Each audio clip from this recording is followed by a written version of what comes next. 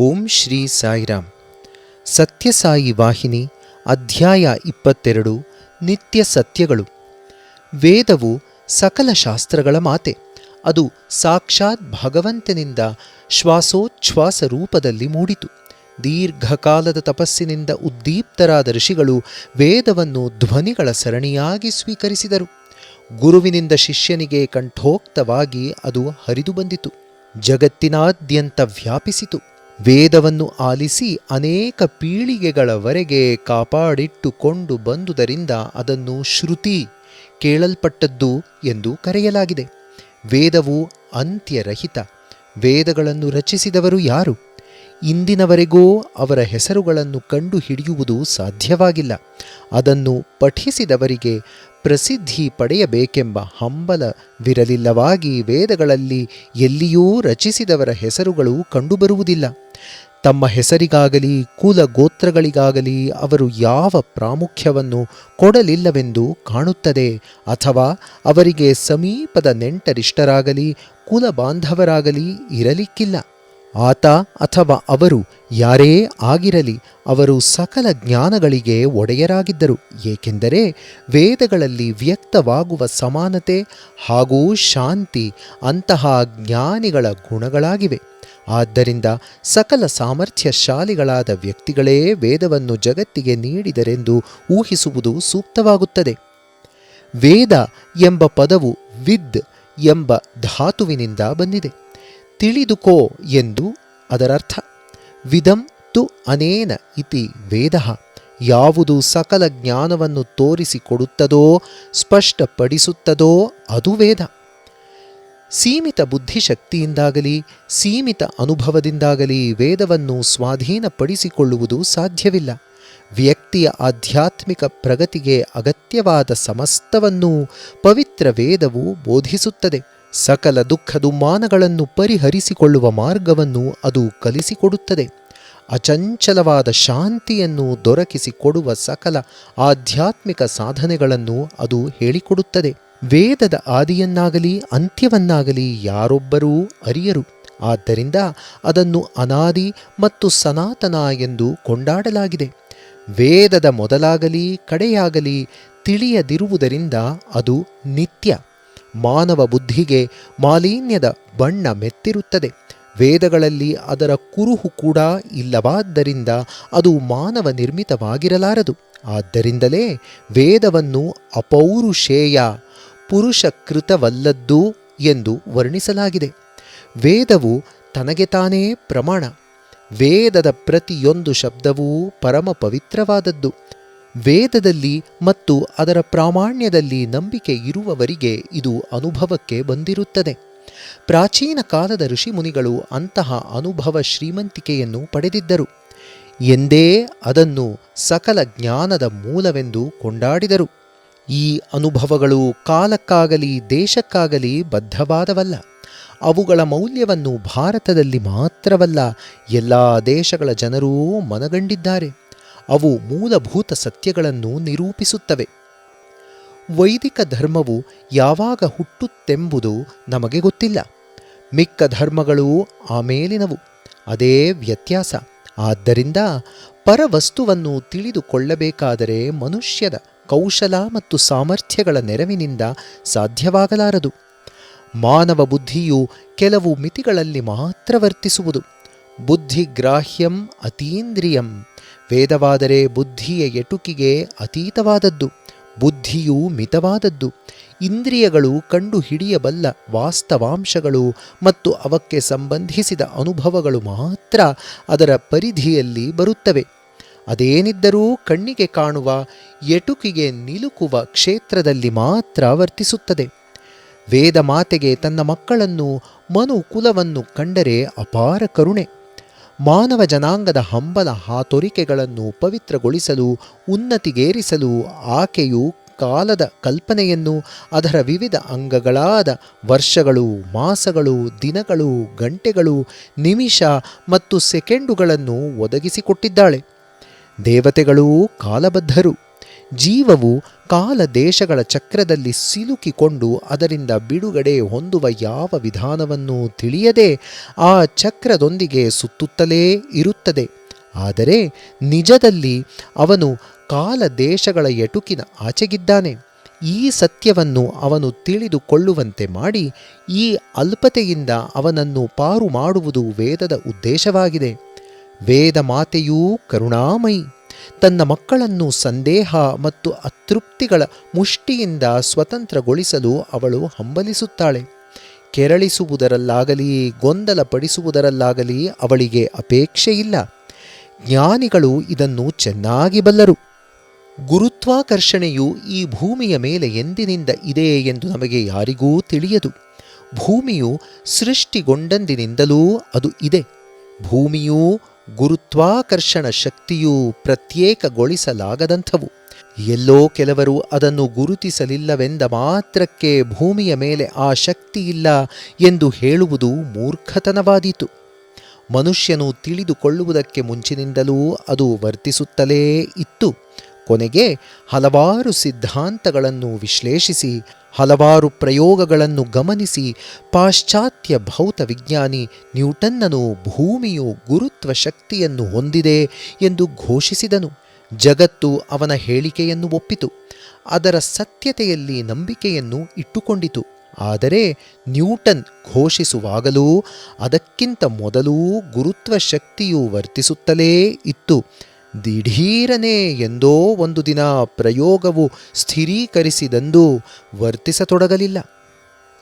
ವೇದಗಳು ನಿತ್ಯ ಸತ್ಯಗಳು. ಈ ದೇಶದ ಜನರು ಕಂಡುಹಿಡಿಯುವುದಕ್ಕಿಂತಲೂ ಮುಂಚಿನಿಂದಲೇ, ಆಚರಿಸಿ ಅನುಭವಿಸುವುದಕ್ಕಿಂತಲೂ ಮುಂಚಿನಿಂದಲೇ ಅವು ಇದ್ದುವು. ಪಾಶ್ಚಾತ್ಯ ಭೌತ ವಿಜ್ಞಾನಿಗಳು ಹೇಗೆ ತಮ್ಮ ಪ್ರಯೋಗಗಳನ್ನು ಮಾಡಿದ ಅನಂತರ ಗುರುತ್ವ ಶಕ್ತಿಯನ್ನು ಪ್ರಕಟಿಸಿದರೋ ಹಾಗೆಯೇ ಈ ನಾಡಿನ ಪ್ರಾಚೀನರು ವೇದಗಳ ಪ್ರಾಮುಖ್ಯವನ್ನು ತಮ್ಮದೇ ಅನುಭವದ ಮೂಲಕ ಪ್ರಯೋಗತಃ ಮಾಡಿ ತೋರಿಸಿದರು.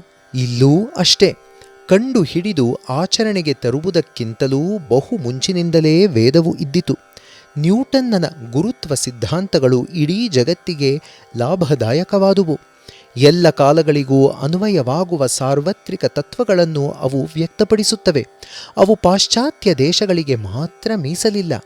ಹಾಗೆಯೇ ವೇದವು ಭಾರತಕ್ಕೆ ಮಾತ್ರವಲ್ಲದೆ ಭೂಮಿಯ ಮೇಲಿನ ಎಲ್ಲ ಜನರಿಗೂ ಅನ್ವಯಿಸುವ ಸತ್ಯವಾಗಿದೆ.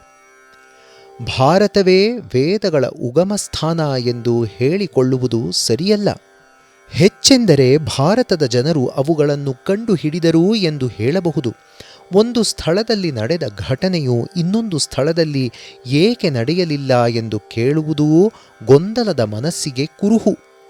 ಭಗವಂತನೆಂಬ ಕರ್ತೃವು ಎಲ್ಲಿ ಏನು ನಡೆಯಬೇಕೆಂಬುದನ್ನು ನಿರ್ಧರಿಸುತ್ತಾನೆ. ಅದು ಹಾಗೆ ನಡೆಯುತ್ತದೆ. ಭಾರತದ ವಾತಾವರಣವು ವೇದಗಳ ಆವಿಷ್ಕಾರಕ್ಕೆ ಮತ್ತು ಬೆಳವಣಿಗೆಗೆ ಅನುಕೂಲಕರವಾಗಿತ್ತು. ಈ ಕರ್ಮಭೂಮಿ, ಈ ಯೋಗ ಭೂಮಿ, ಈ ತ್ಯಾಗ ಭೂಮಿಯ ಮಹಾಮುನಿಗಳ ಹೃದಯದ ಕಡೆಗೆ ವೇದಗಳು ಆಕರ್ಷಿತವಾದುವು. ಇತರ ದೇಶಗಳು ಭೋಗಲಾಲಸವಾಗಿದ್ದವು.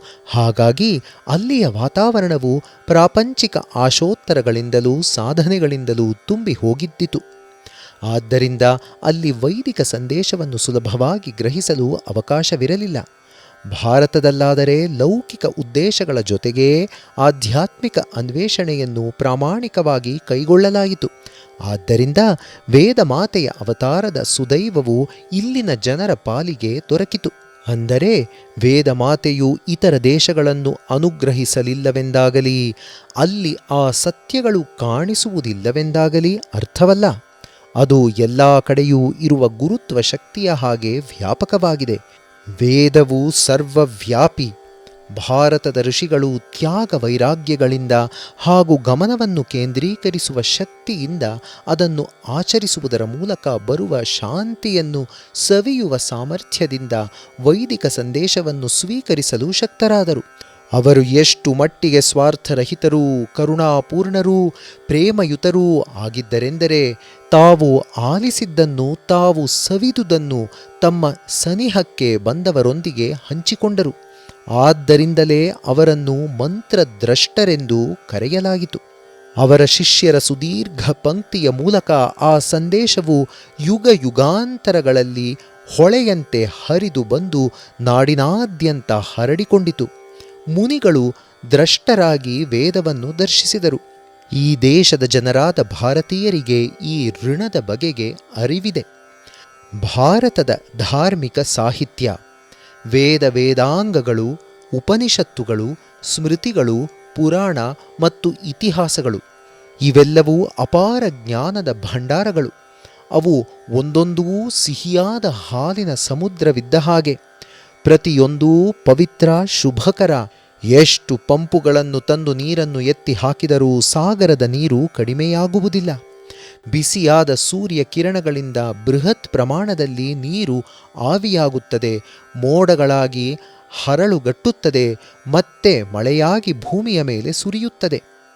ಧಾನ್ಯಗಳು ಬೆಳೆಯಲು, ನಾಡು ಸಸ್ಯ ಸಮೃದ್ಧಿಯಿಂದ ಹಸುರಾಗಿರಲು ಇದು ಸಹಾಯ ಮಾಡುತ್ತದೆ. ಹೀಗೆ ಅಗಾಧ ಪ್ರಮಾಣದಲ್ಲಿ ನೀರನ್ನು ಸೆಳೆದುಕೊಂಡರೂ ಸಮುದ್ರದ ಮಟ್ಟವು 1 ಅಂಗುಲದಷ್ಟಾದರೂ ಕಡಿಮೆಯಾಗುವುದಿಲ್ಲ. ಜೊತೆಗೆ ಪ್ರತಿ ಕ್ಷಣವೂ ಸಹಸ್ರಾರು ನದಿಗಳು ಅಗಾಧ ಪ್ರಮಾಣದ ನೀರನ್ನು ತಂದು ಸುರಿಯುತ್ತಿದ್ದರೂ ಆ ಮಟ್ಟವು ತುಸುವಾದರೂ ಹೆಚ್ಚಿದಂತೆ ತೋರುವುದಿಲ್ಲ. ಹಾಗೆಯೇ ಧರ್ಮ ಗ್ರಂಥಗಳಿಂದ ಪಡೆದ ಜ್ಞಾನಕ್ಕೆ ಪೂರಕವಾಗಿ ಅವುಗಳನ್ನು ಆಚರಿಸಿ ಅವುಗಳ ಮೌಲ್ಯವನ್ನು ಅರಿತವರು ಸ್ತುತಿಯಿಂದಾಗಲಿ ನಿಂದೆಯಿಂದಾಗಲಿ ವಿಚಲಿತರಾಗುವುದಿಲ್ಲ. ಅವರ ಹೃದಯಗಳು ಶುದ್ಧವಾಗಿ, ಅಬಾಧಿತವಾಗಿ, ಶಾಂತವಾಗಿ ಉಳಿಯುತ್ತವೆ. ಭಾರತದ ಶಾಸ್ತ್ರ ಗ್ರಂಥಗಳು ಅಂತಹ ಪೂರಕ ಪಾಠಗಳ ಭಂಡಾರಗಳಾಗಿವೆ. ಹೇಗೇ ಇರಲಿ, ವ್ಯಕ್ತಿಯು ತನ್ನ ಸಹನೆ ಮತ್ತು ಬುದ್ಧಿ ಕೌಶಲಗಳಿಗೆ ತಕ್ಕ ಪ್ರಮಾಣದಲ್ಲಿ ಆ ಪಾಠಗಳನ್ನು ಪಡೆದುಕೊಳ್ಳಬಹುದು. ಪಠ್ಯಗಳನ್ನು ಕರಗತ ಮಾಡಿಕೊಂಡು ಕಲಿತ ಪಾಠಗಳನ್ನು ವಾಸ್ತವ ಆಚರಣೆಯಲ್ಲಿ ತೋರಿಸುವುದರಿಂದ ವ್ಯಕ್ತಿಯು ಆ ಬೆಳಕನ್ನೂ ಆನಂದವನ್ನೂ ಇತರರೊಂದಿಗೆ ಹಂಚಿಕೊಳ್ಳಬಹುದು. ಭಾರತದ ಗ್ರಂಥಗಳು ವಾಸ್ತವ ಆಚರಣೆಯ ಮೌಲ್ಯವನ್ನು ಒತ್ತಿ ಹೇಳುತ್ತವೆ. ಆ ಸತ್ಯಗಳ ಪ್ರಭಾವವನ್ನು ಅನುಭವಿಸಿ ಸ್ಥಿರಪಡಿಸುವ ಅಗತ್ಯವನ್ನು ಒತ್ತಿ ಹೇಳುತ್ತವೆ. ಭಾರತದ ಪವಿತ್ರ ಗ್ರಂಥಗಳನ್ನು ಚೆನ್ನಾಗಿ ಅರ್ಥ ಮಾಡಿಕೊಳ್ಳಲು, ಅವುಗಳ ಸಂದೇಶವನ್ನು ಅರಗಿಸಿಕೊಳ್ಳಲು ಬಯಸುವವನು ಮೊದಲು ಸಂಸ್ಕೃತ ಭಾಷೆಯನ್ನು ಕಲಿಯಬೇಕು. ಆ ಹೊಣೆಗಾರಿಕೆಯನ್ನೂ ಕರ್ತವ್ಯವನ್ನೂ ಅವನು ಅಲಕ್ಷಿಸುವಂತಿಲ್ಲ.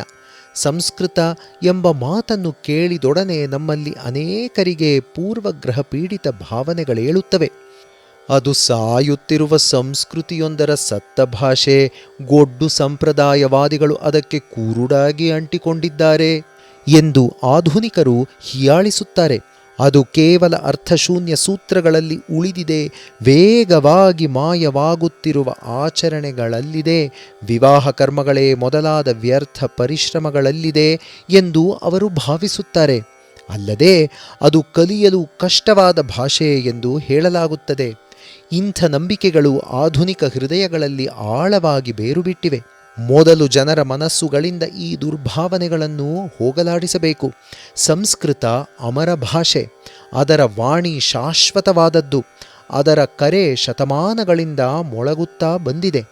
ಜಗತ್ತಿನ ಎಲ್ಲ ಭಾಷೆಗಳ ಮೂಲ ಪೋಷಣೆಯೂ ಅದರಲ್ಲಿ ಅಡಗಿದೆ. ಸಂಸ್ಕೃತವನ್ನು ಭಾಷೆಗಳ ತಾಯಿ ಎಂದು ಗೌರವಿಸಬೇಕು. ಅದರ ಮಹತ್ವವನ್ನು ಅಲಕ್ಷಿಸಬೇಡಿ ಅಥವಾ ಅದನ್ನು ಕುರಿತು ಹೀನಾಯವಾಗಿ ಮಾತನಾಡಬೇಡಿ. ವೇದಗಳು ನೀಡುವ ಅಮೃತದಿಂದ ನಿಮ್ಮ ತೃಷೆಯನ್ನು ತೀರಿಸಿಕೊಳ್ಳ ಬಯಸುವಿರಾದರೆ ನೀವು ಸಂಸ್ಕೃತವನ್ನು ಕಲಿಯಲೇಬೇಕು. ವೇದಗಳನ್ನು ವ್ಯಾಖ್ಯಾನಿಸಿ ಅವುಗಳ ಅರ್ಥಗಳನ್ನು, ರಹಸ್ಯಗಳನ್ನು ವಿಸ್ತರಿಸಲು ಋಷಿಗಳು ವ್ಯಾಕರಣ, ಕಾವ್ಯ, ಮೀಮಾಂಸಾ, ತತ್ವಶಾಸ್ತ್ರ ಮತ್ತು ಜ್ಯೋತಿಷ್ಯ ಮೊದಲಾದ ಪೂರಕ ವಿಜ್ಞಾನ ಕೃತಿಗಳನ್ನು ಕೊಟ್ಟಿದ್ದಾರೆ. ಅವರ ಸಂಶೋಧನೆಗಳು ಮತ್ತು ಕೃತಿಗಳು ಖಗೋಳ ವಿಜ್ಞಾನ, ನ್ಯಾಯಶಾಸ್ತ್ರ, ನೀತಿಶಾಸ್ತ್ರ, ದರ್ಶನ, ಸಂಗೀತ, ಮನೋವಿಜ್ಞಾನ ಮತ್ತು ಛಂದಸ್ಸು ಹೀಗೆ ಹಲವಾರು ಜ್ಞಾನ ಕ್ಷೇತ್ರಗಳನ್ನು ವ್ಯಾಪಿಸಿವೆ. ನಮ್ಮ ಪ್ರಾಚೀನರು ತೋರಿಸಿಕೊಟ್ಟಿರುವ ಖಗೋಳ ವೈಜ್ಞಾನಿಕ ಅದ್ಭುತಗಳನ್ನೂ ಇತರ ವಿಜ್ಞಾನ ಶಾಖೆಗಳಲ್ಲಿ ತೆರೆದಿರುವ ಸತ್ಯಗಳನ್ನೂ ನೋಡಿ ಪಾಶ್ಚಾತ್ಯ ವಿಜ್ಞಾನಿಗಳು ಬೆರಗಾಗಿದ್ದಾರೆ. ನಮ್ಮ ಋಷಿಗಳು ಕೊಟ್ಟಿರುವ ಸೂಚನೆಗಳಿಂದ ಅವರು ಲಾಭ ಪಡೆದಿದ್ದಾರೆ. ಅವರು ಮಾಡಿದ ಸಂಶೋಧನೆಗಳಿಂದ ಪ್ರಭಾವಿತರಾಗಿ ತಾವು ಸಂಶೋಧನೆಗಳನ್ನು ಮುಂದುವರಿಸಿದ್ದಾರೆ. ಖಗೋಳ ವಿಜ್ಞಾನದಲ್ಲಿ ನಮ್ಮ ಋಷಿಗಳು ಪ್ರಾಚೀನ ಗ್ರೀಕರಿಂದ ಬಹಳ ಮುಂದಿದ್ದರು ಎಂದು ಒಪ್ಪಿಕೊಂಡಿದ್ದಾರೆ. ವೇದಗಳಲ್ಲೂ ಅವರು ನಿರ್ಮಿಸಿದ ಇತರ ಪೂರಕ ಸಾಹಿತ್ಯದಲ್ಲಿಯೂ ನಿಸರ್ಗದ ಹಲವು ರಹಸ್ಯಗಳನ್ನು ಆಗಲೇ ಬಿಡಿಸಿಬಿಟ್ಟಿರುವುದನ್ನು ನೋಡಬಹುದು. ಪರಮಾಣು ಸ್ವರೂಪ ಮತ್ತು ಅದರ ಅಗಾಧ ಸಾಧ್ಯತೆಗಳಂತಹ ಕ್ರಾಂತಿಕಾರಕ ಸಂಶೋಧನೆಗಳು ಅಲ್ಲಿವೆ. ಅಥರ್ವಣ ವೇದದ ಅನೇಕ ಭಾಗಗಳು ಅಂತಹ ಅತಿ ಮಹತ್ವದ ವಿಚಾರಗಳ ಗಣಿಗಳಾಗಿರುವುದನ್ನು ಪಾಶ್ಚಾತ್ಯರು ಪರೀಕ್ಷಿಸಿ ಕಂಡುಕೊಂಡರು.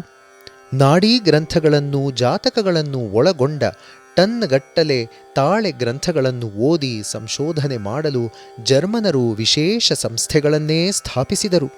ಖಗೋಳ ವಿಜ್ಞಾನ, ವೈದ್ಯ, ರಸಾಯನ ವಿಜ್ಞಾನ, ವಿಷವೈದ್ಯ, ಗಣಿತ ವಿಜ್ಞಾನ ಇತ್ಯಾದಿ ಈ ಸಂಶೋಧನಾ ಕಾರ್ಯವನ್ನು ಯಶಸ್ವಿಯಾಗಿ ನಡೆಸಲು ಅನುವಾಗುವಂತೆ ಅವರು ಸಂಸ್ಕೃತವನ್ನು ಕಲಿಯುತ್ತಿದ್ದಾರೆ.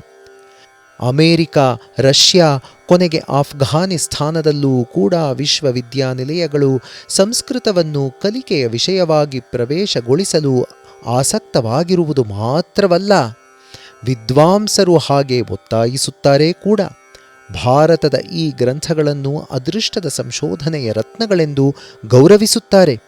ಹಿಂದೆ ಭಾರತೀಯರು ಯೋಗಕ್ಕೆ ಹೆಚ್ಚಿನ ಮಹತ್ವ ನೀಡಿದ್ದರು. ಈಗಲೂ ಜಗತ್ತಿನ ಹಲವು ರಾಷ್ಟ್ರಗಳಲ್ಲಿ ಅಧ್ಯಯನ ಅಭ್ಯಾಸ ಮಾಡಲಾಗುತ್ತಿದೆ. ಯೋಗಾಸನಗಳನ್ನು ಕಲಿಸಿಕೊಡುವ ಸಂಸ್ಥೆಗಳು ಅಮೆರಿಕಾದಲ್ಲೂ ರಷ್ಯಾದಲ್ಲೂ ಬೇಕಾದಷ್ಟಿವೆ. ಭಾರತದಲ್ಲಾದರೆ ಯೋಗದ ಅಭ್ಯಾಸ ಎಂಬ ಮಾತನ್ನು ಉಲ್ಲೇಖಿಸಿದೊಡನೆ ಜನರು ಅದೊಂದು ವೇದಾಂತ ದರ್ಶನದ ಶಾಖೆ ಎಂದು ಭಾವಿಸುತ್ತಾರೆ. ಯೋಗ ಎಂದೊಡನೆ ಎಲ್ಲೋ ದಟ್ಟವಾದ ಅರಣ್ಯದ ನಡುವೆ ಕಾವಿ ಉಡುಗೆಯನ್ನುಟ್ಟು ಹಣ್ಣು ಗೆಡ್ಡೆ ಗೆಣಸುಗಳ ಮೇಲೆ ಜೀವಿಸುತ್ತಾ ಇರುವ ಸನ್ಯಾಸಿಗಳ ಚಿತ್ರವನ್ನು ಮನಸ್ಸಿಗೆ ತಂದುಕೊಳ್ಳುತ್ತಾರೆ. ಅವರ ಅಭಿಪ್ರಾಯದಲ್ಲಿ ಯೋಗ ಸಾಧನೆ ಎನ್ನುವುದು ಅಂಥ ವಸತಿಹೀನ ಸಾಧುಗಳು ಆಚರಿಸುವ ಪ್ರಾಚೀನವಾದ ಸಾಧನೆ. ಇದು ತಪ್ಪು ಕಲ್ಪನೆ, ಸತ್ಯವಲ್ಲ. ಪಾಶ್ಚಾತ್ಯ ದೇಶಗಳಲ್ಲಿ ಇಂದು ಭೌತ ವಿಜ್ಞಾನಿಗಳು ಇತರರು ಯೋಗ ವಿಜ್ಞಾನವನ್ನು ಕುರಿತು ಸಂಶೋಧನೆ ಮಾಡುತ್ತಿದ್ದಾರೆ. ತಂತ್ರಜ್ಞಾನದ ಈ ಯುಗದಲ್ಲಿ ಶಾಂತಿಯುತ ಜೀವನ ನಡೆಸುವುದು ಬಹಳ ಕಷ್ಟ. ಜನರು ಹಲವು ಬಗೆಯ ಮಾನಸಿಕ ರೋಗಗಳಿಗೆ ಬಲಿಯಾಗುತ್ತಿದ್ದಾರೆ. ನಾಗರಿಕತೆಯ ಅಗ್ರ ಪಂಕ್ತಿಯ ರಾಷ್ಟ್ರಗಳಾದ ಅಮೆರಿಕ, ಇಂಗ್ಲೆಂಡ್ಗಳಲ್ಲಿ ಜನರು ರಾತ್ರಿ ವೇಳೆ ಸಹಜ ನಿದ್ರೆಯ ಸವಿಯನ್ನು ಕಳೆದುಕೊಂಡು ಬಿಟ್ಟಿದ್ದಾರೆ. ಗುಳಿಗೆಗಳನ್ನು ನುಂಗಿ ಕೃತಕವಾಗಿ ನಿದ್ರೆಯನ್ನು ಬರಿಸಿಕೊಳ್ಳಬೇಕಾಗಿದೆ. ಇವುಗಳ ಮತ್ತು ಇತರ ರೋಗಗಳ ನಿವಾರಣೆಗಾಗಿ ನುಂಗುವ ಔಷಧಿಗಳ ಪರಿಣಾಮವಾಗಿ ಹೆಚ್ಚಾಗಿ ಅವರು ಹೃದಯ ಸಂಬಂಧವಾದ ರೋಗಗಳು, ರಕ್ತದ ಒತ್ತಡ ಮೊದಲಾದವುಗಳಿಂದ ಬಳಲುತ್ತಾರೆ. ಕೊನೆಗೆ ತಮ್ಮನ್ನು ತಾವು ಅನಾರೋಗ್ಯದ ಮೂಟೆಗಳಾಗಿ ಮಾಡಿಕೊಂಡು ಬಿಡುತ್ತಾರೆ. ಅವರ ಜೀವನ ತುಂಬ ಕೃತಕ. ಜನರು ಭೀತಿ ಮತ್ತು ತಲ್ಲಣಗಳಿಂದ ಪೀಡಿತರಾಗಿದ್ದಾರೆ. ಒಂದು ಕಡೆ ಮಾನಸಿಕವಾಗಿಯೂ ಇನ್ನೊಂದು ಕಡೆ ದೈಹಿಕವಾಗಿಯೂ ಅವರಿಗೆ ವಿಶ್ರಾಂತಿ ಇಲ್ಲವಾಗಿದೆ.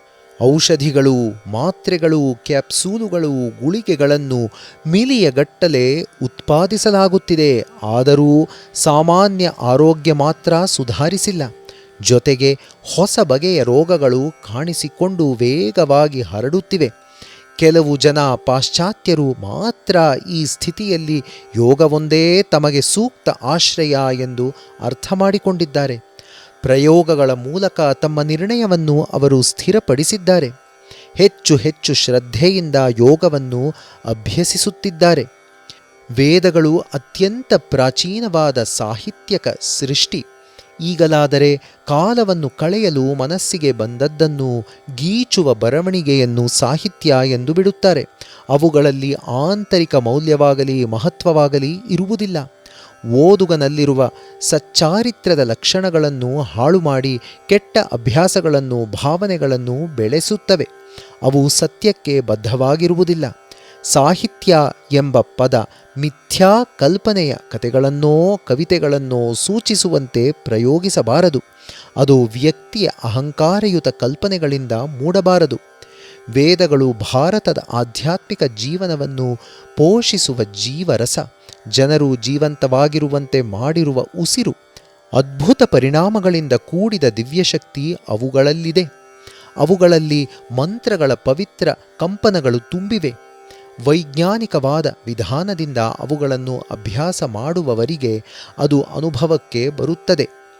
ತಾಂತ್ರಿಕ ಸಂಕೇತಗಳು ಮತ್ತು ಬೀಜಾಕ್ಷರಗಳಿಂದ ಬರುವ ಶಕ್ತಿಯನ್ನು ಅವು ನೀಡುತ್ತವೆ. ತಂತ್ರ ಎಂದರೆ ಮಂತ್ರಗಳನ್ನು ತನ್ನ ಒಳಿತಿಗಾಗಿ ಉಪಯೋಗಿಸುವ ವಿಧಾನ.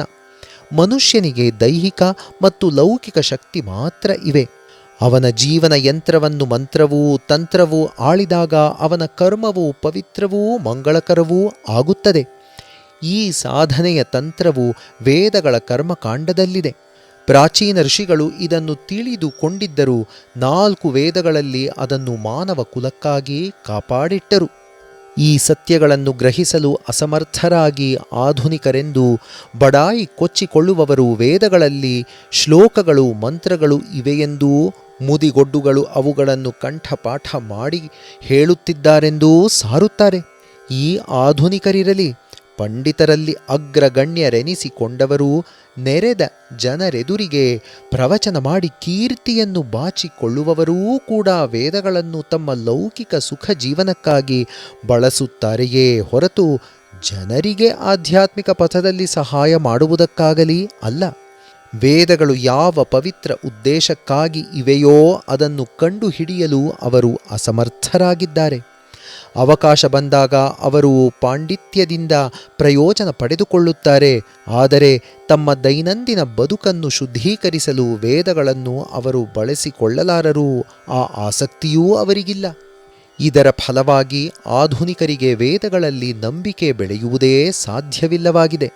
ಪಂಡಿತರು ತಾವು ಕಲಿತ ವೇದಗಳನ್ನು ಆಚರಣೆಯಲ್ಲಿ ತರಲು ಅಸಮರ್ಥರಾಗಿರುವುದರಿಂದ ವೇದಗಳ ಮಹತ್ವವನ್ನು ತಮ್ಮ ಮಕ್ಕಳಿಗೇ ಅವರು ಕಲಿಸಿಕೊಡಲು ಅಸಮರ್ಥರಾಗಿ ತಮಗೆ ನಂಬಿಕೆಯ ಕೊರತೆ ಇರುವುದನ್ನು ತೋರಿಸಿದ್ದಾರೆ.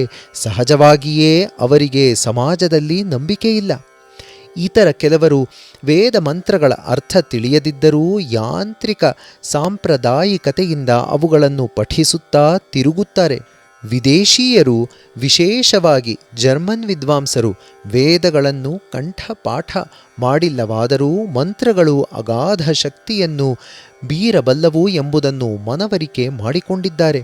ಶತಮಾನದಲ್ಲಿ ಅವರು ವೇದಗಳ ಭಾಗಗಳನ್ನು ಕೊಂಡೊಯ್ದಿದ್ದಾರೆ. ಅಲ್ಲಿ ಬಹುಶ್ರಮದಿಂದ ಸಹನೆಯಿಂದ ಅವುಗಳನ್ನು ಕುರಿತು ಸಂಶೋಧನೆ ಮಾಡಿದ್ದಾರೆ. ಅದರ ಫಲವಾಗಿ ವಿಚಿತ್ರ ರಹಸ್ಯಗಳನ್ನು ಬಯಲಿಗೆಳೆದಿದ್ದಾರೆ. ಮಾನವನ ಪ್ರಗತಿಗೆ ಸಾಧಕವಾದ ಎಲ್ಲ ಕಲೆಗಳ ರಹಸ್ಯಗಳೂ ವೇದಗಳಲ್ಲಿ ಇವೆ ಎಂದು ಅವರು ಕಂಡುಕೊಂಡಿದ್ದಾರೆ. ವೇದಗಳಿಗೆ ಅಂಗವಾಗಿ ಅನೇಕ ಶಾಸ್ತ್ರ ಗ್ರಂಥಗಳು ಹುಟ್ಟಿದವು. ಧನುರ್ವೇದ, ಆಯುರ್ವೇದ, ಜ್ಯೋತಿರ್ವೇದ, ಗ್ರಹ ನಕ್ಷತ್ರಗಳನ್ನು ಕುರಿತುದು ಇತ್ಯಾದಿಗಳನ್ನು ರಚಿಸಿ ಪ್ರಚುರಪಡಿಸಲಾಯಿತು. ವಿಶ್ವಾಮಿತ್ರ ಋಷಿಯು ಗಾಯತ್ರಿ ಎಂಬ ಹೆಸರಿನ ಮಂತ್ರವನ್ನು ಆವಿಷ್ಕರಿಸಿದನು. ಅದು ಸೂರ್ಯನ ಶಕ್ತಿಯನ್ನು ಸಂಬೋಧಿಸಿದ ಮಂತ್ರ. ಈ ಮಂತ್ರಕ್ಕೆ ಅಪಾರ ಸಾಮರ್ಥ್ಯವಿದೆ. ಆಶ್ಚರ್ಯಕರವಾದ ಕಂಪನಗಳುಳ್ಳ ಮಂತ್ರವಿದು. ಏಕೆಂದರೆ ಸೂರ್ಯನೇ ಅದರ ಅಧಿದೇವತೆ. ರಾಮಾಯಣವನ್ನು ಓದುವವರಿಗೆ ತಿಳಿಯುತ್ತದೆ. ಇದೇ ವಿಶ್ವಾಮಿತ್ರ ಋಷಿಯು ರಾಮನಿಗೆ ಸೂರ್ಯಾರಾಧನೆ ರಹಸ್ಯವನ್ನು ಆದಿತ್ಯ ಹೃದಯ ಮಂತ್ರದ ಮೂಲಕ ಉಪದೇಶಿಸಿದರು. ಗಾಯತ್ರಿಯಿಂದಾಗಿ ವಿಶ್ವಾಮಿತ್ರರು ಹಲವು ಅಪರೂಪದ ಆಯುಧಗಳನ್ನು ಪ್ರಯೋಗಿಸಲು ಸಾಧ್ಯವಾಗಿತ್ತು. ಅವರ ಇಚ್ಛೆಗೆ ಅವು ಮಣಿಯುತ್ತಿದ್ದುವು. ಈ ರೀತಿಯಾಗಿ ಗಳಿಸಿದ ಶಕ್ತಿಗಳ ಮೂಲಕ ವಿಶ್ವಾಮಿತ್ರರು ಒಬ್ಬ ದೊಡ್ಡ ವಿಜ್ಞಾನಿಯಾಗಿ ಇನ್ನೊಂದು ಬ್ರಹ್ಮಾಂಡವನ್ನೇ ಸೃಷ್ಟಿಸಲು ಸಾಧ್ಯವಾಯಿತು. ತನ್ನ ಕೈಗಳು ಮತ್ತು ಇಂದ್ರಿಯಗಳ ಸಾಮರ್ಥ್ಯವನ್ನು ಹೆಚ್ಚಿಸಿಕೊಳ್ಳುವವನನ್ನು ಈಗ ವಿಜ್ಞಾನಿ ಎಂದು ಭಾವಿಸಲಾಗುತ್ತದೆ.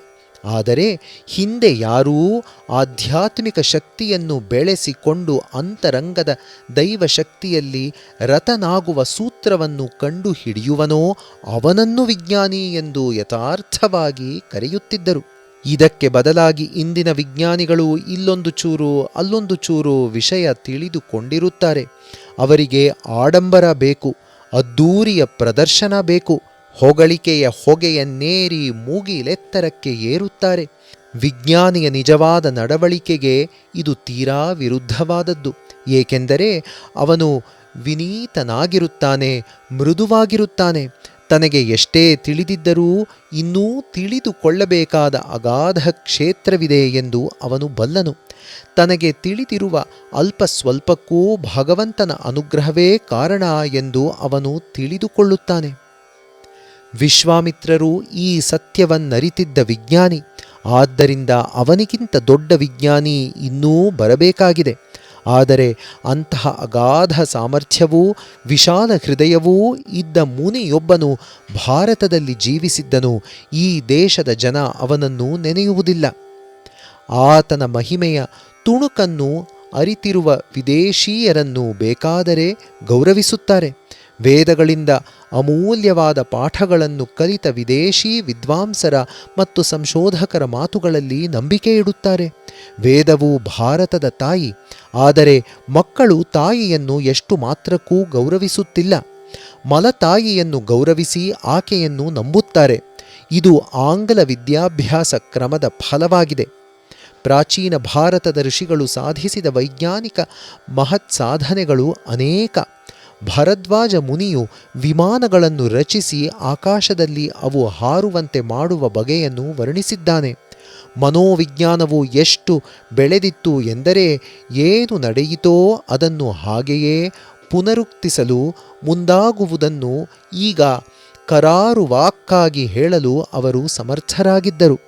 ವೈದ್ಯ ವಿಜ್ಞಾನವು ಭಾರತದಲ್ಲಿ ತುಂಬ ಬೆಳೆದಿತ್ತು. ಮಾನವ ಜನಾಂಗದ ಕಲ್ಯಾಣಕ್ಕಾಗಿ ಮುನಿ ಭರದ್ವಾಜನು ಈ ವಿದ್ಯೆಯನ್ನು ಬೋಧಿಸಿದನು. ಆತ್ರೇಯ ಮಹರ್ಷಿಯು ಈ ವಿದ್ಯೆಯನ್ನು ವಿಸ್ತರಿಸಿ ಚಿಕಿತ್ಸಾ ತಂತ್ರವನ್ನು ರೂಪಿಸಿದನು. ಈ ಕ್ಷೇತ್ರದಲ್ಲಿ ನಡೆದ ಸಂಶೋಧನೆಗಳೆಲ್ಲವನ್ನೂ ಚರಕ ಮಹರ್ಷಿಯು ಕ್ರೋಢೀಕರಿಸಿ ಸಂಹಿತೆಯಾಗಿ ರೂಪಿಸಿದನು. ಅವನ ಹೆಸರಿನಲ್ಲೇ ಅದು ಪ್ರಖ್ಯಾತವಾಗಿದೆ. ರೋಗ ನಿದಾನ, ಚಿಕಿತ್ಸಾ ವಿಧಾನ, ಭ್ರೂಣದ ಬೆಳವಣಿಗೆ ಇತ್ಯಾದಿಯಾದ ಮೂಲಭೂತವಾದ ಆದರೆ ಸುಲಭವಾಗಿ ಕಂಡುಹಿಡಿಯಲು ಸಾಧ್ಯವಿರದ ವೈದ್ಯ ವಿಜ್ಞಾನದ ವಾಸ್ತವಾಂಶಗಳನ್ನು ರೂಪಿಸಿಕೊಟ್ಟನು. ಆ ಕಾಲದ ಸುಪ್ರಸಿದ್ಧ ವೈದ್ಯರು ರೋಗವನ್ನು ಔಷಧಿಯಿಂದ ಪರಿಹರಿಸಲು ಸಾಧ್ಯವಿರದ ಸಂದರ್ಭಗಳಲ್ಲಿ ದೇಹದ ರೋಗಗ್ರಸ್ತ ಭಾಗವನ್ನು ಶಸ್ತ್ರಚಿಕಿತ್ಸೆಯಿಂದ ತೆಗೆದುಹಾಕುತ್ತಿದ್ದರು ಅಥವಾ ಸರಿಪಡಿಸುತ್ತಿದ್ದರು. ಸುಶ್ರುತ ಮುನಿಯು ಅನೇಕ ಶಸ್ತ್ರಚಿಕಿತ್ಸಾ ವಿಧಾನಗಳನ್ನು ಕುರಿತು ಅಮೋಘ ಕೃತಿಯನ್ನು ರಚಿಸಿದ್ದಾನೆ. ಈ ಕೃತಿಯು ಈಗ ಅಧ್ಯಯನಕ್ಕೆ ಲಭ್ಯವಿದೆ.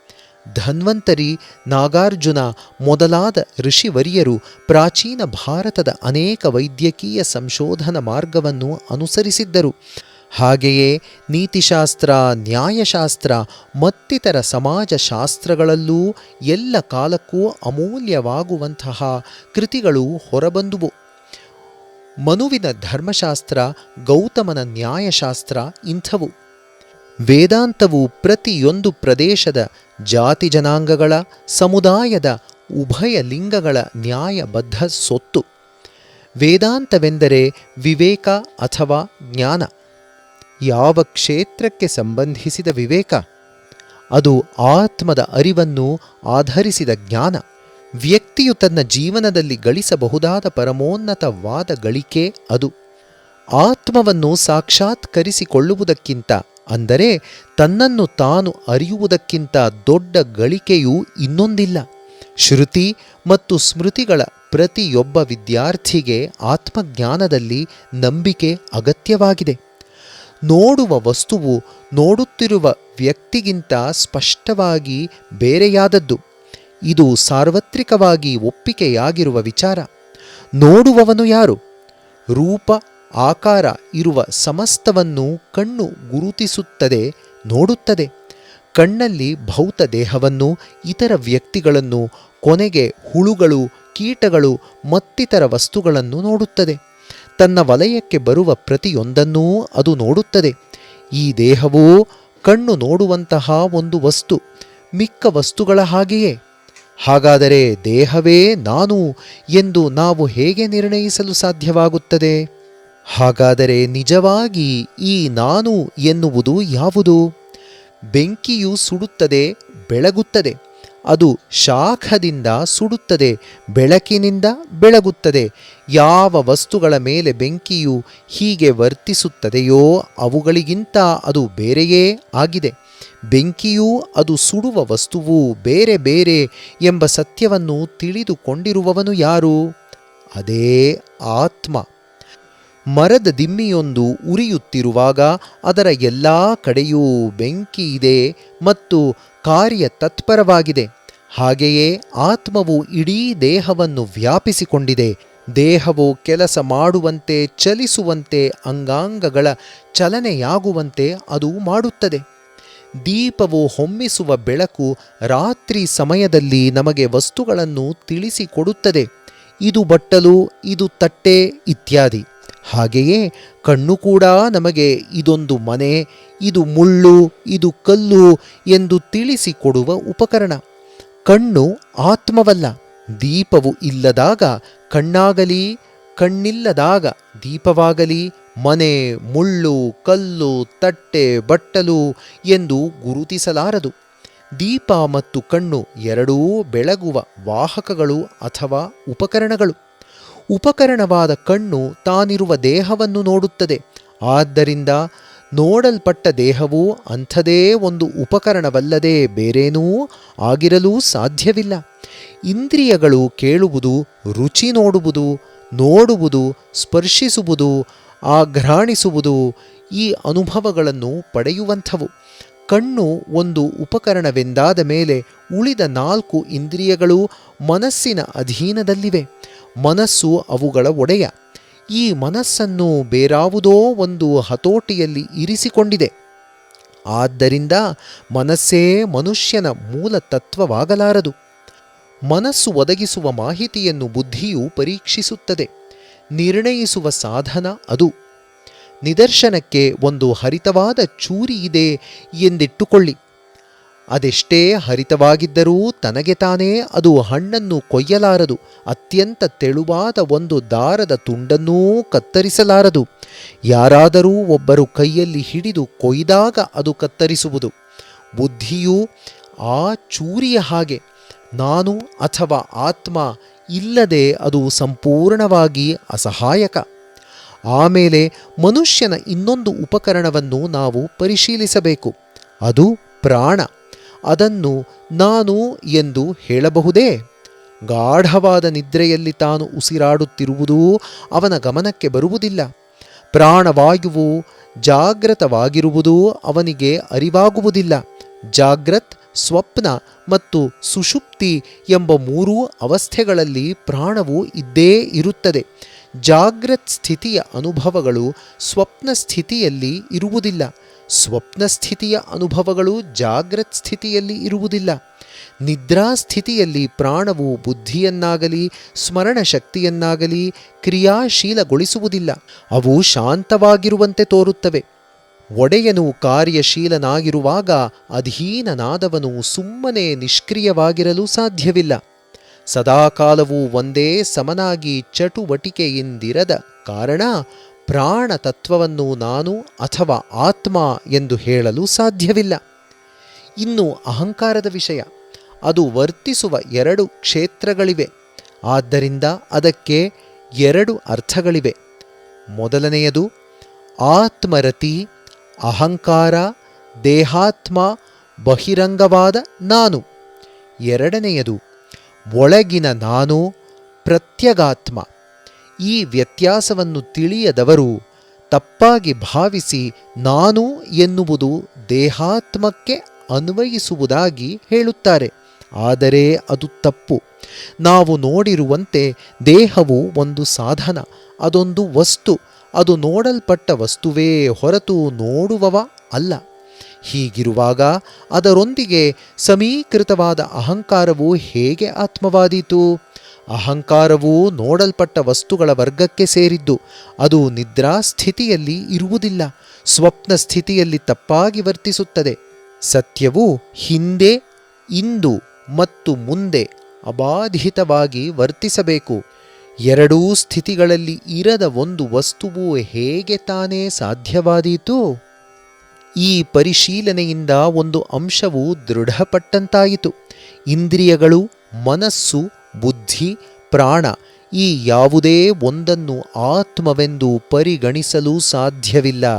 ಹಾಗಾದರೆ ಬೇರೆ ಯಾವುದು, ಬೇರೆ ಯಾರು ಆತ್ಮ ಎಂಬ ಪ್ರಶ್ನೆಯು ಏಳುತ್ತದೆ. ಅದಕ್ಕೆ ಪ್ರವೇಶವಾಗಲಿ ನಿರ್ಗಮನವಾಗಲಿ ಇಲ್ಲ. ಕೈಕಾಲುಗಳಿಲ್ಲ, ಅಂಗಾಂಗಗಳಿಲ್ಲ, ಕಳಂಕವಿಲ್ಲ, ಮಲಿನತೆಯಿಲ್ಲ. ಅದು ಸೂಕ್ಷ್ಮಗಳಲ್ಲಿ ಅತಿ ಸೂಕ್ಷ್ಮವಾದದ್ದು, ಬೃಹತ್ತುಗಳಲ್ಲಿ ಅತಿ ಬೃಹತ್ತಾದುದು. ಆಕಾಶದಂತೆ ಅದು ಎಲ್ಲೆಲ್ಲೂ ಇದೆ, ಅದೇ ಸಮಸ್ತವು. ಆದ್ದರಿಂದ ನಾನು ಮತ್ತು ನನ್ನದು ಎನ್ನುವುದು ಅದಕ್ಕಿಲ್ಲ. ಅದು ಪ್ರಜ್ಞೆ, ಬೆಂಕಿಯ ಶಾಖವಿದ್ದ ಹಾಗೆ, ಸೂರ್ಯನ ಬೆಳಕಿದ್ದ ಹಾಗೆ. ಅದಕ್ಕೆ ದುಃಖವಾಗಲಿ ಮಾಯೆಯಾಗಲಿ ಇಲ್ಲ. ಅದು ಪರಮೋನ್ನತವಾದ ನಿತ್ಯವಾದ ಆನಂದ, ಪರಮಾನಂದ. ಅದು ಎಲ್ಲ ಜೀವಿಗಳ ಕೇಂದ್ರ ಹೃದಯ. ಎಲ್ಲರಲ್ಲೂ ಅದು ಅರಿವಾಗಿದೆ. ಅದು ನೋಡಲ್ಪಟ್ಟ ಪ್ರತಿಯೊಂದರ ನೋಡುಗ. ಅದು ಸಕಲ ವಸ್ತುಗಳನ್ನೂ ನೋಡುತ್ತದೆ. ಇಂದ್ರಿಯಗಳಿಂದ ಸೇವೆಯನ್ನು ಪಡೆದು ನಾನು ನೋಡುತ್ತೇನೆ, ನಾನು ಕೇಳುತ್ತೇನೆ, ನಾನು ರುಚಿ ನೋಡುತ್ತೇನೆ ಎಂದು ಹೇಳುವವನು ನಿಜವಾಗಿ ಉಪಕರಣಗಳನ್ನು ಕುರಿತು ಹೇಳುತ್ತಾನೆಯೇ ಹೊರತು ಆತ್ಮದ ಬಗೆಗಲ್ಲ. ಆತ್ಮನು ಭಾಗಶಃ ನೋಡುಗನಲ್ಲ, ಸರಣಿ ನೋಡುಗನಲ್ಲ, ನೋಡದೇ ಇರುವವನಲ್ಲ, ಅಥವಾ ನಕಲಿ ನೋಡುಗನಲ್ಲ. ಬುದ್ಧಿಯಲ್ಲಿ ಚಂದ್ರನ ಹಾಗೆ, ಅದರದೇ ಬೆಳಕಿಲ್ಲ.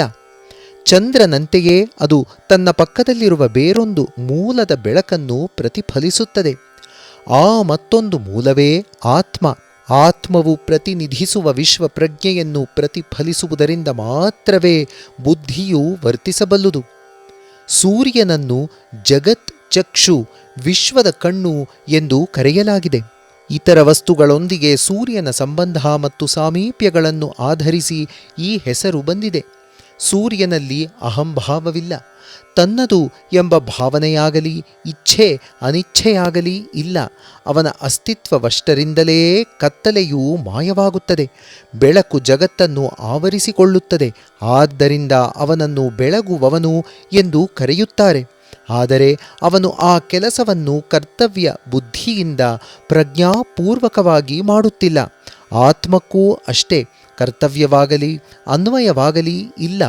ಆತ್ಮವು ಹೇಗೆ ಕರ್ತೃವಾಗುತ್ತದೆ ಎಂದು ಕೇಳಿದರೆ ಉತ್ತರ ಆಯಸ್ಕಾಂತವು ಕರ್ತೃವೇ ಎಂಬುದು. ಅದರ ಸಮೀಪದಲ್ಲಿರುವ ಕಬ್ಬಿಣದ ಸೂಜಿಯು ಚಲಿಸಿದ ಮಾತ್ರಕ್ಕೆ ಅದು ಕಾರ್ಯವನ್ನು ಮಾಡುವ ಕರ್ತವ್ಯವಾಗುತ್ತದೆಯೇ? ಈಗ ಮೂಲಭೂತವಾದ ಪ್ರಶ್ನೆಯನ್ನು ಎತ್ತಿಕೊಳ್ಳಬಹುದು. ಆತ್ಮ ಎನ್ನುವುದು ಇದೆಯೇ? ಇರುವುದಾದರೆ ಹೇಗೆ ಮತ್ತು ಯಾವ ಸಮರ್ಥನೆಯಿಂದ ಅದನ್ನು ಸ್ಥಾಪಿಸಬಹುದು? ಆತ್ಮ ಇದೆಯೆಂದು ಸಮರ್ಥಿಸಬೇಕಾದ ಅಗತ್ಯವಿಲ್ಲ. ಏಕೆಂದರೆ ಕೆಲವು ವಾದಗಳನ್ನು ಒಡ್ಡಿ ತರ್ಕ ಮಾಡಿ ಆತ್ಮದ ಅಸ್ತಿತ್ವವನ್ನು ಸಾಧಿಸುವುದಾದರೆ ಹಾಗೆ ವಾದಗಳನ್ನು ತರ್ಕಗಳನ್ನು ಉಪಯೋಗಿಸುವ ಒಬ್ಬ ವ್ಯಕ್ತಿ ಇರುವುದನ್ನು ಒಪ್ಪಿಕೊಳ್ಳಬೇಕಾಗುತ್ತದೆ. ಆ ವ್ಯಕ್ತಿಯೂ ಆತ್ಮವೇ.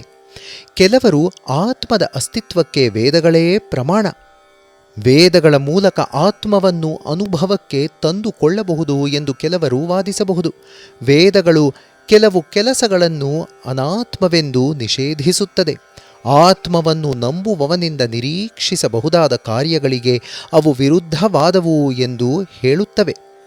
ದಾನಪರತೆ, ನೈತಿಕ ವರ್ತನೆ ಮೊದಲಾದ ಇತರ ಕೆಲವು ಚಟುವಟಿಕೆಗಳನ್ನು ಆತ್ಮಪರವಾದವು ಎಂದು ಶಿಫಾರಸು ಮಾಡುತ್ತವೆ.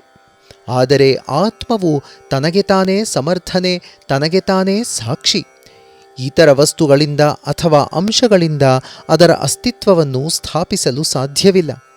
ವೇದಗಳಿಗೆ ಪೂರಕ ಸಾಹಿತ್ಯವಾದ ಶಾಸ್ತ್ರಗಳು ಉತ್ಸಾಹ, ಸಾಹಸ, ಧೈರ್ಯ, ಸದ್ಬುದ್ಧಿ, ಶಕ್ತಿ ಮತ್ತು ಪರಾಕ್ರಮ ಈ 6 ಗುಣಗಳು ಎಲ್ಲಿವೆಯೋ ಅಲ್ಲಿ ಭಗವಂತ ಇದ್ದಾನೆ ಎಂದು ಸಾರುತ್ತಾನೆ.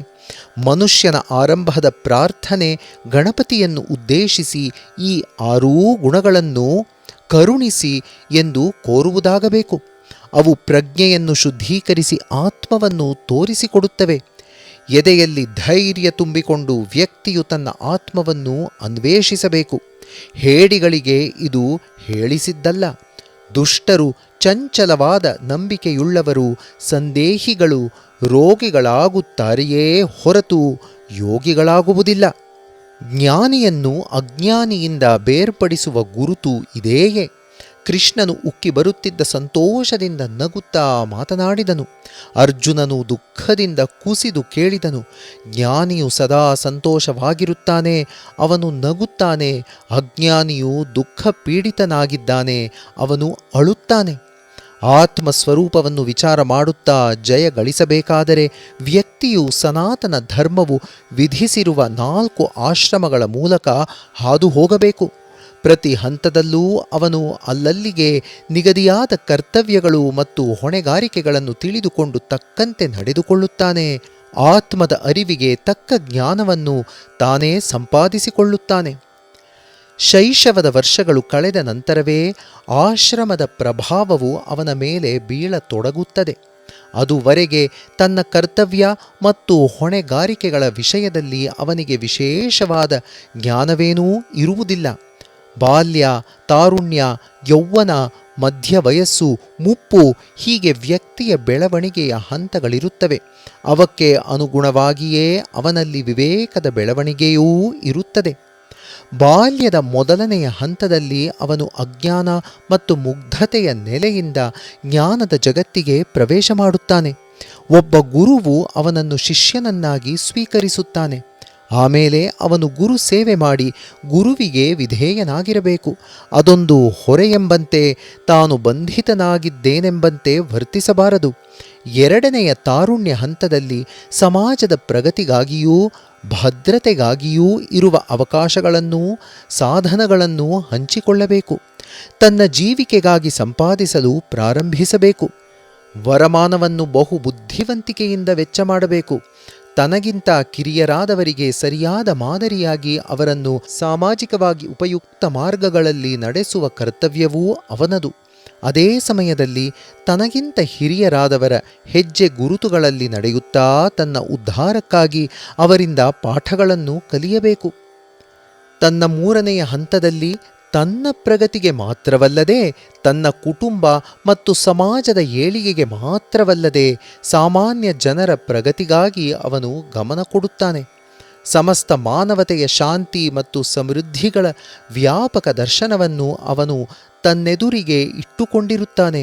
ಶಕ್ತಿ ಮತ್ತು ಸಂಪನ್ಮೂಲವಿರುವಷ್ಟು ಮಟ್ಟಿಗೆ ಅದಕ್ಕಾಗಿ ತನ್ನ ಕೊಡುಗೆ ಸಲ್ಲಿಸುತ್ತಾನೆ. ಮುಪ್ಪು 4ನೆಯ ಹಂತ.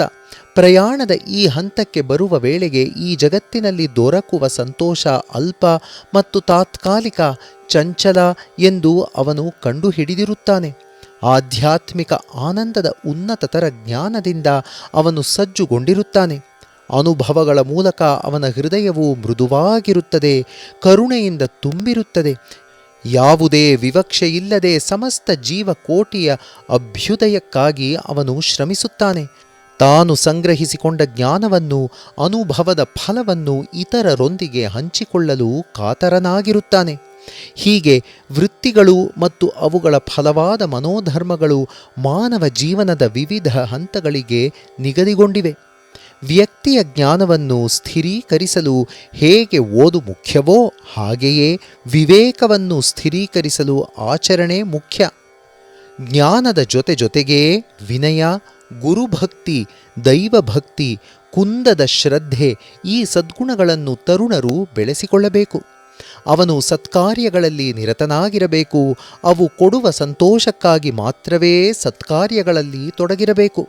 ಯೌವನದಲ್ಲಿ ಧನ ಸಂಪಾದನೆಯಲ್ಲಿ ಹಾಗೂ ಸಮಾಜದ ಉತ್ತಮಿಕೆಯಲ್ಲಿ ಭಾಗವಹಿಸುವುದರ ಜೊತೆಗೆ ಸದ್ಗುಣಗಳನ್ನು ಬೆಳೆಸಿ ಕಾಪಾಡಲು, ನೀತಿ ನಿಯಮಗಳನ್ನು ಪಾಲಿಸಲು ಕೂಡ ಗಮನ ಕೊಡಬೇಕು. ತನ್ನ ಧಾರ್ಮಿಕ ನಡವಳಿಕೆ ಹಾಗೂ ಆಧ್ಯಾತ್ಮಿಕ ಸಾಧನೆಗಳನ್ನು ಸುಧಾರಿಸಲು ಕ್ರಮಗಳನ್ನು ಕೈಗೊಳ್ಳಬೇಕು. ಪ್ರಜ್ಞೆಯ ಎಲ್ಲ ಹಂತಗಳನ್ನು ಮೊದಲು ಶುದ್ಧಗೊಳಿಸಿ ಆಮೇಲೆ ಪವಿತ್ರ ಕಾರ್ಯಗಳಿಗೆ ತೊಡಗಿಸಬೇಕು. ಮಧ್ಯ ವಯಸ್ಸಿನಲ್ಲಿ ಕುಟುಂಬವನ್ನು, ಸಮಾಜವನ್ನು ಪೋಷಿಸುವುದರ ಜೊತೆಗೆ ತನ್ನ ಮಕ್ಕಳಿಗೆ ಸ್ಫೂರ್ತಿದಾಯಕವಾದ ಮಾದರಿಯ ಜೀವನವನ್ನು ನಡೆಸಬೇಕು. ಸಮಾಜದ ಎದುರಿಗೆ ಆಚರಿಸಲು ಯೋಗ್ಯವಾದ ಉನ್ನತ ಆದರ್ಶಗಳನ್ನು ಹಿಡಿಯಬೇಕು. ಸಮಾಜವನ್ನು ಕಡೆಗಣಿಸಿ ಕುಟುಂಬಕ್ಕೆ ಮಾತ್ರವೇ ಲಾಭವಾಗುವಂತಹ ಕಾರ್ಯಗಳನ್ನು ಕೈಗೊಳ್ಳಬಾರದು. ಅದು ವಿಫಲವಾಗುವುದು ಖಂಡಿತ. ತನ್ನ ಕಾರ್ಯವನ್ನು ಶುದ್ಧೀಕರಿಸಿಕೊಂಡು ಅವನು ಎಲ್ಲರ ಸೇವೆಗಾಗಿ ಉಪಯೋಗಿಸುವುದರಿಂದ ಬ್ರಹ್ಮತತ್ವವನ್ನು ಸಾಕ್ಷಾತ್ಕರಿಸಿಕೊಳ್ಳಬಹುದು. ಎಲ್ಲಿಯವರೆಗೆ ತಾನು ಹುಟ್ಟಿರುವ ಜಾತಿಯನ್ನು ಅವಲಂಬಿಸಿರುತ್ತಾನೋ ಅಥವಾ ತಾನು ಗಳಿಸಿಕೊಂಡ ಬುದ್ಧಿಯನ್ನು ಅಥವಾ ವೇದ ಜ್ಞಾನವನ್ನು ಅವಲಂಬಿಸಿರುತ್ತಾನೋ ಅಲ್ಲಿಯವರೆಗೆ ಬ್ರಹ್ಮವನ್ನು ಸಾಕ್ಷಾತ್ಕರಿಸಿಕೊಳ್ಳಲು ಸಾಧ್ಯವಾಗುವುದಿಲ್ಲ. ಹುಟ್ಟಿದವನು ಸಾವನ್ನು ತಪ್ಪಿಸಿಕೊಳ್ಳಲು ಸಾಧ್ಯವಿಲ್ಲ. ಪ್ರತಿಯೊಂದು ಕ್ಷಣವೂ ಅನೇಕರು ಹುಟ್ಟುತ್ತಾರೆ, ಅನೇಕರು ಸಾಯುತ್ತಾರೆ. ಆದರೆ ಮನುಷ್ಯನು ಸಾವನ್ನು ನಿವಾರಿಸುವುದು ಹೇಗೆ ಎಂದು ಕಂಡುಹಿಡಿಯಬೇಕು. ಮನುಷ್ಯನ ಕೇಂದ್ರ ಸತ್ವವಾಗಿರುವ ಆತ್ಮವು ಹುಟ್ಟುವುದಿಲ್ಲ. ಹುಟ್ಟು ಅದಕ್ಕೆ ಇಲ್ಲವಾದ್ದರಿಂದ ಅದು ಸಾಯುವುದೂ ಇಲ್ಲ. ಅದರ ಸಹವಾಸದಲ್ಲಿರುವ ಬೆರೆತಿರುವ ದೇಹಕ್ಕೆ ಸಾವು ಸಂಭವಿಸುತ್ತದೆ. ದೇಹವೇ ಮೂಲವಸ್ತು, ದೇಹವೇ ಸತ್ಯ ಎಂಬ ಭ್ರಮೆಯೇ ಮರಣ. ಆ ಮಿಥ್ಯೆಯ ಸೋಂಕು ಹತ್ತುವುದೇ ಮರಣದ ಪ್ರಕ್ರಿಯೆ. ಆ ಮಾಯೆಯಿಂದ ಬಿಡುಗಡೆ ಹೊಂದುವುದೇ ಅಮೃತತ್ವವನ್ನು ಸಂಪಾದಿಸುವಿಕೆ. ಕ್ಷಯಿಸುವುದು ದೇಹವೇ ಹೊರತು ಆತ್ಮವಲ್ಲ. ದೇಹವು ಪ್ರತಿಯೊಂದು ಕ್ಷಣದಲ್ಲೂ ಪರಿವರ್ತನೆ ಹೊಂದುತ್ತದೆ. ಕೊನೆಯ ಪರಿವರ್ತನೆ ಮರಣ. ಆಗ ಪರಿವರ್ತನರಹಿತವಾದ ಆತ್ಮವು ಉಳಿದುಕೊಳ್ಳುತ್ತದೆ.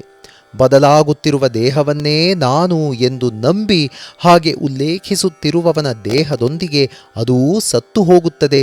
ನಿಜವಾದ ನಾನು ಮರಣರಹಿತವಾಗಿ ಉಳಿಯುತ್ತದೆ. ಉತ್ಕಟವಾದ ಉದ್ಧಾರ ಪ್ರಯತ್ನ ಹಾಗೂ ತನ್ನ ನಿಜವನ್ನು ಕುರಿತ ನಿರ್ಭೀತ ವಿಚಾರ ಇವು ಅಧಿಕಾಧಿಕವಾದಂತೆ ದೇಹಾತ್ಮ ಭಾವನೆಯು ಹೊರಟು ಹೋಗುತ್ತದೆ. ಹುಣಿಸೆಯ ಹಣ್ಣನ್ನು ಗಮನಿಸಿ. ಇನ್ನೂ ಮಾಗದಿದ್ದಾಗ ತೊಗಟೆಯಿಂದ ಹಣ್ಣನ್ನೂ ಬೀಜವನ್ನೂ ಬೇರ್ಪಡಿಸುವುದು ಸುಲಭವಲ್ಲ. ಹಾಗೆಯೇ ಇಂದ್ರಿಯ ಕಾಮನೆಗಳಿಗೆ ಅಂಟಿಕೊಂಡಿರುವವರು, ದೇಹವನ್ನು ಪೋಷಿಸುವವರು ಆತ್ಮದ ಅರಿವನ್ನು ಗಳಿಸಲಾರರು. ಹುಣಿಸೆ ಕಾಯಿ ಹಣ್ಣಾದಾಗ ಸಿಪ್ಪೆಯನ್ನು ಸುಲಭವಾಗಿ ಒಡೆಯಬಹುದು. ತಿರುಳು ಬೀಜದಿಂದ ಬೇರೆಯಾಗುತ್ತದೆ. ಸ್ವಲ್ಪವೂ ಕಷ್ಟವಿಲ್ಲದೆ ಅದನ್ನು ಬೇರ್ಪಡಿಸಬಹುದು. ವಿಚಾರ ಮತ್ತು ನಿಸ್ವಾರ್ಥ ಚಟುವಟಿಕೆ ಪ್ರಜ್ಞೆಯನ್ನು ಪಕ್ವಗೊಳಿಸುತ್ತದೆ. ಆಗ ಆತ್ಮವನ್ನು ಸುಲಭವಾಗಿ, ಸ್ಪಷ್ಟವಾಗಿ, ಶುದ್ಧವಾಗಿ ದೇಹದಿಂದ ಬೇರ್ಪಡಿಸಬಹುದು. ದೇಹದಲ್ಲಿ ಆತ್ಮವನ್ನು ಮರೆ ಮಾಡಿರುವ 5 ಕೋಶಗಳಿವೆ. ಇವನ್ನು 3 ವರ್ಗಗಳಾಗಿ ಗುಂಪು ಮಾಡಿದೆ: ಸ್ಥೂಲ, ಸೂಕ್ಷ್ಮ ಮತ್ತು ಕಾರಣ. ಅನ್ನಮಯ ಕೋಶ ಮಾಂಸ, ರಕ್ತ, ಮೂಳೆ ಇತ್ಯಾದಿ, ಮತ್ತು ಪ್ರಾಣಮಯ ಕೋಶ ಉಸಿರು ಸ್ಥೂಲ ದೇಹಕ್ಕೆ ಸೇರುತ್ತವೆ. ಈ 2 ಕೋಶಗಳಿರುವ ಸ್ಥೂಲ ದೇಹವು ಬಿದ್ದಾಗ ಅಥವಾ ಕ್ಷಯಿಸಿದಾಗ ದೇಹವು ಬಿದ್ದು ಹೋಗುತ್ತದೆ. ಸೂಕ್ಷ್ಮ ಎಂಬ ಪದಕ್ಕೆ ಸಂಸ್ಕೃತದಲ್ಲಿ ಅತಿ ಸಣ್ಣ ಎಂಬ ಸಾಮಾನ್ಯ ಅರ್ಥವಿದೆ. ವಿಸ್ತಾರವಾಗುವಂಥದು ಎಂಬ ಇನ್ನೊಂದು ಅರ್ಥವೂ ಅದಕ್ಕಿದೆ. ವಾಯುವು ನೀರಿಗಿಂತ ಹೆಚ್ಚಾಗಿ ಹರಡುತ್ತದೆ. ಆಕಾಶವು ವಾಯುವಿನಿಂದ ವ್ಯಾಪಕವಾದದ್ದು. ಮುಕ್ತಾತ್ಮದ ವೈಶಾಲಕ್ಕೆ ಹೋಲಿಸಿದರೆ ಆಕಾಶವು ಸ್ಥೂಲವೆನಿಸಿಬಿಡುತ್ತದೆ. ಆವಿಯ ನೀರಿಗಿಂತ ಸೂಕ್ಷ್ಮ ಒಂದು ಮಂಜುಗಡ್ಡೆಯ ತುಂಡು ಅಥವಾ ಕರ್ಪೂರದ ತುಂಡು ಸ್ಥೂಲವೆಂಬಂತೆ ಕಾಣಿಸಿದರೂ ಕಾಯಿಸಿದಾಗ ಅಥವಾ ಹೊತ್ತಿಸಿದಾಗ ಕರಗಿ ಸೂಕ್ಷ್ಮವಾಗುತ್ತದೆ. ಈ ಜಗತ್ತಿನ ನಿಯಮ ಕಾಣಿಸುವುದು ಕಾಣಿಸದುದಕ್ಕೆ ಕಾರಣವಾಗುತ್ತದೆ, ವ್ಯಕ್ತವು ಅವ್ಯಕ್ತವನ್ನು ವಿವರಿಸುತ್ತದೆ ಎನ್ನುವುದು. ಆದರೆ ಆತ್ಮದ ಕ್ಷೇತ್ರದಲ್ಲಿನ ನಿಯಮವೇ ಬೇರೆ. ಸುಪ್ತವಾದ ಆತ್ಮವು ವ್ಯಕ್ತವಾದ ಜಗತ್ತಿಗೆ ಕಾರಣವಾಗುತ್ತದೆ.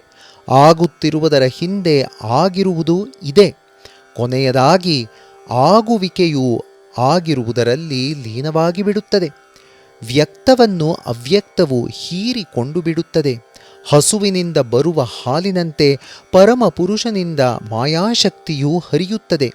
ಅದೇ ಪಂಚಕೋಶ ರಚಿತ ವಿಶ್ವ ಪ್ರಕೃತಿ. ವಿಶ್ವವೂ ಒಂದು ಸಂಯುಕ್ತ. ಹಾಲು ಹೇಗೆ ಕೆನೆ, ಮೊಸರು, ಬೆಣ್ಣೆಗಳ ಸಂಯುಕ್ತವಾಗಿದೆಯೋ ಹಾಗೆ ಶಾಖ ಮತ್ತು ತಂಪುಗಳ ಕ್ರಿಯೆಯಿಂದ ಕೆಲವು ಹನಿ ಹುಳಿ ಬೆರೆಸಿ ಆಮೇಲೆ ಕಡೆಯುವುದರಿಂದ ಅವುಗಳನ್ನು ಪಡೆಯಬಹುದು. ಕಡೆಯುವುದರಿಂದ ಬೆಣ್ಣೆಯನ್ನು ಹಾಲಿನಿಂದ ಬೇರ್ಪಡಿಸಬಹುದು. ಹಾಗೆಯೇ ವಿಶ್ವ ಪ್ರಕ್ರಿಯೆಗಳಿಂದ, ಶೀತೋಷ್ಣಗಳ ಆಘಾತಗಳಿಂದ ಪಂಚಭೂತಗಳು ಪೃಥ್ವಿ, ಆಪ್, ಅಗ್ನಿ, ವಾಯು, ಆಕಾಶ ಪ್ರತ್ಯೇಕವಾದುವು. ಭೂಮಿ ಎಂಬ ಈ ಬೆಣ್ಣೆಯುಂಡೆಯು ಕಡೆತದ ಪರಿಣಾಮವಾಗಿ ಮೂಡಿಬಂದಿತು. ಯಾವನೇ ವ್ಯಕ್ತಿಗೆ ಅಥವಾ ವಸ್ತುವಿಗೆ ಗುಣತ್ರಯಗಳಲ್ಲಿ ಒಂದು ಪ್ರಧಾನ ಲಕ್ಷಣವಾಗಿದ್ದರೆ ಅಂಥವನು ಎಂದು ನಿರ್ಣಯಿಸಿಬಿಡುತ್ತೇವೆ. ಹಾಗೆಯೇ ಸೃಷ್ಟಿಗೊಂಡ ವಸ್ತುವಿನಲ್ಲಿ ಯಾವ ದ್ರವ್ಯವು ಪ್ರಧಾನವಾಗಿದೆಯೋ ಅದು ತನ್ನ ಹೆಸರನ್ನು ಆ ವಸ್ತುವಿಗೆ ಕೊಡುತ್ತದೆ. ನಾವು ಜೀವಿಸಿರುವ ಈ ನೆಲವನ್ನು ಭೂಮಿ ಎಂದು ಕರೆಯಲು ಇದೇ ಕಾರಣ. ಆಕಾಶದಲ್ಲಿ ನೀರು ಪ್ರಧಾನವಾಗಿರುವ ವಲಯಗಳನ್ನು ಭುವರ್ಲೋಕ ಮತ್ತು ಸ್ವರ್ಲೋಕಗಳೆಂದು ಕರೆಯುತ್ತಾರೆ. ವಸ್ತುಗಳು ಅಲ್ಲಿ ಪ್ರವಾಹಗಳಾಗಿ ಹೊಳೆಗಳಾಗಿ ಹರಿಯುತ್ತವೆ. ಅಡಕವಾಗಿ ಹೇಳಬೇಕೆಂದರೆ ಪಂಚಭೂತ ನಿರ್ಮಿತವಾದ ಈ ವಿಶ್ವವು ಭಗವಂತನ ಮೇಲೆ ಹೇರಿದ ಹೇರಿಕೆ. ಅಸತ್ಯವಾದ ವ್ಯಕ್ತಿಗತ ಆತ್ಮವೂ ಪಂಚಭೂತಗಳು ನಿತ್ಯವಾದುದರ ಮೇಲಿನ ಹೇರಿಕೆಗಳು. ಅಸತ್ಯದ ಮೂಲಕ ನೋಡಿದ ಸತ್ಯವಾದ ದೇವರೇ ಪ್ರಕೃತಿಯಾಗಿ ತೋರುತ್ತಾನೆ. ಇದು ಈ ನಿತ್ಯ ಪರಿವರ್ತನಶೀಲ ವೈವಿಧ್ಯವು ಸತ್ಯದ ವಿಕೃತ ಸ್ವರೂಪವಾಗಿದೆ. ದೋಷವಿರುವುದು ಪ್ರತಿಫಲಿಸುತ್ತಿರುವ ಕನ್ನಡಿಯಲ್ಲಿ, ಗ್ರಹಿಸುವ ಮನಸ್ಸಿನಲ್ಲಿ, ಕಲ್ಪಿಸಿಕೊಳ್ಳುವ ಮಿದುಳಿನಲ್ಲಿ. ಕನ್ನಡಿಯು ಸತ್ಯವೆಂದು ಮುಂದಿಡುವುದಕ್ಕೆ ಪ್ರಾಮಾಣ್ಯವಿಲ್ಲ. ಕನ್ನಡಿಗೆ ಧೂಳು ಮೆತ್ತಿರಬಹುದು ಅಥವಾ ಅದರ ಮುಖವು ಸಮನಾಗಿರದೆ ಹೋಗಬಹುದು. ಭಗವಂತನಿಗೆ ಮಾಯೆಯ ಬಂಧನವಿಲ್ಲ. ಮಾಯಾವಶನಾಗಬೇಕಾದ ಉದ್ದೇಶವಾಗಲಿ ಅಗತ್ಯವಾಗಲಿ ಅವನಿಗಿಲ್ಲ. ಅಥವಾ ತಾನು ಮಾಯಾವಶನಾಗಬೇಕೆಂದು ಅವನು ಸಂಕಲ್ಪಿಸುವುದೂ ಇಲ್ಲ. ಆದರೆ ಮನುಷ್ಯನು ತನ್ನ ಅಜ್ಞಾನದಲ್ಲಿ ಅಸ್ತಿತ್ವದಲ್ಲಿರದ ವಸ್ತುಗಳನ್ನು ನೋಡುತ್ತಾನೆ. ತಾನು ನೋಡುತ್ತಿರುವಂತೆಯೇ ಅವು ಇವೆ ಎಂದು ನಂಬುತ್ತಾನೆ. ಅವನ ಈ ದೌರ್ಬಲ್ಯವನ್ನು ಅಭ್ಯಾಸ ಎಂದು ಕರೆಯುತ್ತಾರೆ. ಭಗವಂತನು ಪ್ರಕೃತಿಯಾಗಿ ಪ್ರತಿಫಲಿಸಿದಾಗ ಪ್ರತಿಬಿಂಬವು ಮಾಯೆಯಾಗುತ್ತದೆ. ಹಾಲು ಮೊಸರಾಗುವ ಹಾಗೆ ಭಗವಂತನು ನಿತ್ಯ ಪರಿವರ್ತನಶೀಲವಾದ ಜಗತ್ತಾಗುತ್ತಾನೆ. ಅವನ ಇಚ್ಛೆಯು ಅವನ ಮೇಲೆ ಈ ಅಸತ್ಯವಾದ ವೈವಿಧ್ಯವನ್ನು ಉಂಟುಮಾಡುತ್ತದೆ. ಅವನೇ ತನ್ನ ಇಚ್ಛೆಯಿಂದ ಅದನ್ನು ಕೊನೆಗೊಳಿಸಬಹುದು. ಅವನೇ ಮಾಯೆಯ ಪ್ರಭು. ಭಗವಂತನು ಸರ್ವವ್ಯಾಪಕ, ಸರ್ವಶಕ್ತ ಪರಮಾತ್ಮ. ಆತ್ಮ ಮತ್ತು ಪ್ರಕೃತಿಗಳಲ್ಲಿ ಪ್ರಕೃತಿಯ ಉದ್ದೇಶ ಮಾನವನ ಇಚ್ಛೆಗಳನ್ನು ಪೂರೈಸುವುದು. ಭಗವಂತನಿಗೆ ಅಪೇಕ್ಷೆಗಳಾಗಲಿ ಇಚ್ಛೆಯಾಗಲಿ ಇಲ್ಲ. ಅವನೇ ಅತ್ಯಂತ ಪರಿಪೂರ್ಣ ಮತ್ತು ಅತ್ಯುನ್ನತವಾದ ಸಿದ್ಧಿ. ಪ್ರತಿಯೊಬ್ಬ ಜೀವಿಯ ಆನಂದವು ಪ್ರತಿಯೊಂದು ಜೀವಿಗೂ ಭಗವಂತನಿಂದ ತನಗೆ ತಾನೇ ಹರಿಯುತ್ತದೆ. ಗೀತೆಯಲ್ಲಿ ಅವನು ಅರ್ಜುನನಿಗೆ ಹೇಳಿದ ಮಾತುಗಳು: ನಾನು ನಿರ್ವಹಿಸಬೇಕಾದ ಕರ್ತವ್ಯ ಯಾವುದೂ ಇಲ್ಲ ಪಾರ್ಥ, ಮೂರು ಲೋಕಗಳಲ್ಲಿಯೂ ಅಂಥದೊಂದಿಲ್ಲ. ಅವನು ಕರ್ತವ್ಯಗಳನ್ನು ಸೃಷ್ಟಿಸಿರುವುದೇ ಸಕಲ ಜೀವಿಗಳ ಪ್ರಜ್ಞೆಯನ್ನು ಪೋಷಿಸುವುದಕ್ಕೋಸ್ಕರವಾಗಿ. ಅವನಿಗೆ ಯಾವ ಕರ್ಮವೂ ಇಲ್ಲ, ಕರ್ತವ್ಯವೂ ಇಲ್ಲ. ಅವನು ಪ್ರತಿಯೊಂದು ಕರ್ಮಕ್ಕೂ ಫಲವನ್ನು ಕೊಡುತ್ತಾನೆ. ಅವನಿಲ್ಲದೆ ಯಾವ ಕರ್ಮವೂ ಫಲಿಸಲಾರದು. ಯಾವ ಕೆಲಸಕ್ಕೆ ಏನು ಫಲ ಇರಬೇಕು ಎಂದು ಅವನು ನಿರ್ಧರಿಸುತ್ತಾನೆ. ಜೈ ಸಾಯಿರಾಮ್.